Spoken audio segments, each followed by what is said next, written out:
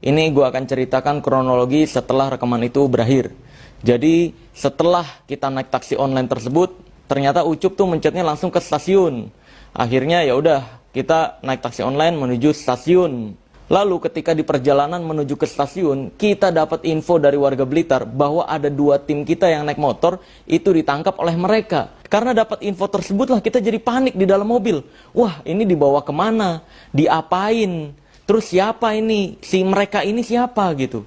Akhirnya kita buru-buru bilang ke supir taksi online-nya untuk menuju ke stasiun. Setelah sampai di stasiun, ini yang turun adalah Ucup dan kameramen gua, yaitu Fajar. Ya. Lalu setelah dari stasiun tersebut kita pesen taksi online lagi menuju ke Polres Kabupaten Blitar.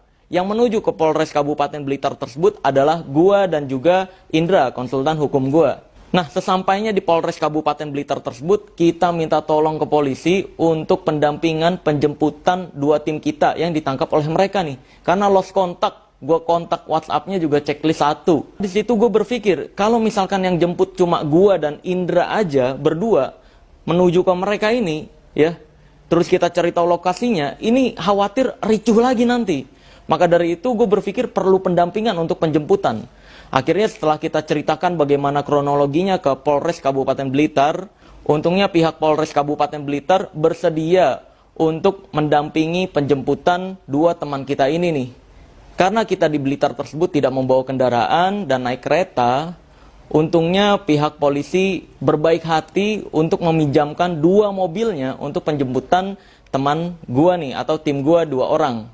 Akhirnya kita menuju tuh ke lokasi. Ditelepon nih teman gue, untungnya nyambung dan ngasih tahu kalau dia berada di kantor desa atau kantor kelurahan kalau nggak salah. Namanya gue agak lupa tuh kantor apa ya. Nah, sesampainya di lokasi ya turun, terus ketemu ke kades yang tadi lagi tuh ya, yang di tempat rusuh itu. Lalu ada beberapa pertanyaan yang diajukan, gue jawab. Nah, terus kadesnya juga memberitahu bahwa di sini nggak ada penyekapan, nggak ada penangkapan dan sebagainya, cuma ditanya-tanya doang. Ternyata 2 tim kita cuma diinterogasi. Nah, di situ langsung gue dan Polres Kabupaten Blitar membawa 2 tim gue tersebut naik mobil menuju ke Polres Kabupaten Blitar. Setelah sampai di Polres Kabupaten Blitar, kita dimintai keterangan sebagai saksi atas tuduhan pengeroyokan yang dilakukan Padepokan ke Pesulap Merah. Kami juga nggak tahu siapa yang melapor, karena menurut informasi polisi, ada warga Blitar yang melaporkan telah terjadi pengeroyokan antara Padepokan ke Pesulap Merah. Nah, gua dan tim semuanya dimintai keterangan sebagai saksi di sana. Di situ tuh ditanya siapa yang jadi korban. Yang jadi korban di situ termasuk gua, Ucup. Lalu ditanyakan juga, kira-kira apa alasan mereka melakukan hal tersebut? Ya, akhirnya gue jawab juga ke polisi. Dan alhamdulillah polisi sudah mencatat semuanya, laporan saksi juga sudah dicatat semuanya. Sekarang sedang diproses dan sedang dicari tahu siapa yang merusuh di lokasi tersebut. Karena menurut informasi, yang rusuh ketika kejadian tersebut bukan warga Blitar di sekitar Padepokan. Bukan. Ya, pokoknya semoga cepat diproses dan ketahuan tuh siapa biang rusuhnya gitu di lokasi tersebut.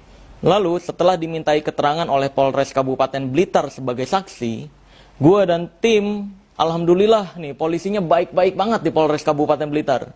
Bersedia untuk mengantarkan, mendampingi sampai pulang ke penginapan. Jadi benar-benar dijaga agar tidak ada orang-orang yang mengikuti sampai penginapan, agar tidak ada orang-orang yang berusaha melukai di jalan sampai penginapan. Jadi kita tuh karena nggak bawa kendaraan, diantarin lagi pakai mobil polisi ke penginapan, bener-bener dijaga. Maka dari itu gue mau terima kasih banyak untuk Polres Kabupaten Blitar sudah mendampingi saya dan tim dengan aman setelah kejadian tersebut. Terima kasih juga sudah bersedia direpotkan untuk antar jemput tim saya dan saya juga. Terima kasih banyak. Semoga Allah Azza wa Jalla membalas dengan kebaikan. Syukron jazakallah khair. Lalu yang perlu gue jelaskan berikutnya adalah alasan kenapa gue berat memberikan KTP. Karena pada saat itu kondisinya gue tuh udah mau pulang sama tim. Gue dan tim itu udah mau jalan pulang, udah mau pesen taksi online. Tapi baru dimintain KTP. Nah ini kan KTP tuh data diri, data pribadi. Kita udah mau pulang dimintain KTP ini untuk apa gitu loh. Gue nanya itu doang. Kita kan mau pulang posisinya. Karena udah kondisi kayak gitu untuk mencegah kericuhan semakin besar, kita tuh mau pulang. terus dimintain KTP. Nah itu yang jadi pertanyaan. Loh, ini nanti disalahgunakan, khawatirnya gue. Loh, ini kan data pribadi gue nih, ini privacy banget KTP. Kita mau pulang kok dimintain KTP gitu. Ya akhirnya gue kasih, dengan perjanjian itu privacy. Jadi kalau sampai ke share KTP tersebut, ya berarti itu udah masuk ke pasal doxing ya.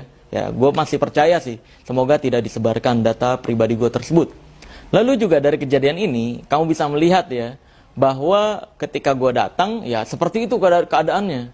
Dan di situ gue jadi bertanya-tanya ya, kok dukun-dukun yang mau nyerang Mas Udin dibiarin-biarin aja tuh, ya kan? Nggak ada tuh kepala desa yang menghampiri, nggak ada tuh pengacaranya yang menghampiri. Kok dukun-dukun yang mau nyerang Mas Udin kalau emang itu kontennya bener, kok nggak dihadang-hadang ya? Sedangkan gue pembuktian dengan baik-baik, dengan datang dengan bener-bener pengen pembuktian, kalau mau ya ayu, kalau enggak ya udah, kan gitu intinya awalnya. Tapi malah jadi kayak gitu. Gue juga nggak tahu tuh salahnya di mana ya kira-kira ya. Padahal datang kita baik-baik berdasarkan undangan terbuka juga.